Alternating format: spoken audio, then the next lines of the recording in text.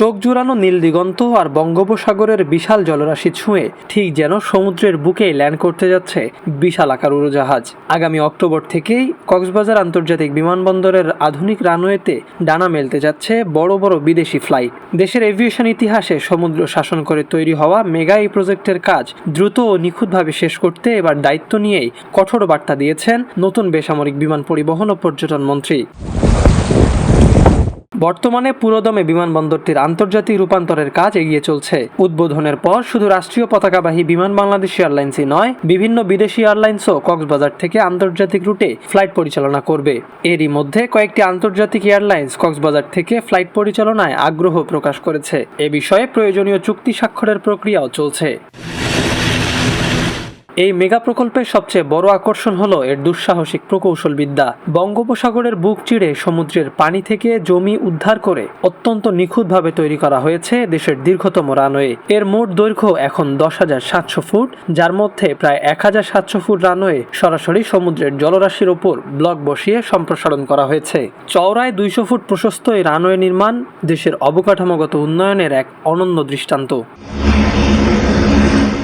রানওয়েটি এমন নৈপুণ্যের সাথে নকশা করা হয়েছে যেখানে বিমান অবতরণের সময় দেশি বিদেশি যাত্রীরা মনে করবেন তারা সরাসরি সমুদ্রের নীল জলরাশির বুকেই নেমে আসছেন, ঠিক যেমনটা দেখা যায় মালদ্বীপ বা সিঙ্গাপুরের চাঙ্গি বিমানবন্দরে। দেশের দীর্ঘতম ও সুপ্রশস্ত রানওয়ের ফলে এখন থেকে বোয়িং 777 কিংবা এয়ারবাস A380 এর মতো বিশাল আকার ওয়াইড বডি প্যাসেঞ্জার এয়ারক্রাফট অত্যন্ত নিরাপদে সরাসরি অবতরণ করতে পারবে বিশ্বের দীর্ঘতম সমুদ্র সৈকতের এই শহরে। তবে কক্সবাজারকে আন্তর্জাতিক বিমানবন্দর হিসেবে চালুর উদ্যোগ এবারই প্রথম নয়। এর আগে অন্তর্বর্তীকালীন সরকারের সময় এই বিমানবন্দরে আন্তর্জাতিক ফ্লাইট চালু করা হলেও নানা কারিগরি সীমাবদ্ধতায় তা মাঝপথেই বন্ধ হয়ে যায়। তবে অতীতের সে আক্ষেপ ঘুচিয়ে প্রায় 1,568 থেকে 1,900 কোটি টাকার বিশাল বাজেটে নির্মিত বিমানবন্দরটি আগামী অক্টোবরে নতুন রূপে পূর্ণাঙ্গ আন্তর্জাতিক অপারেশনে যাওয়ার জন্য প্রস্তুত হচ্ছে।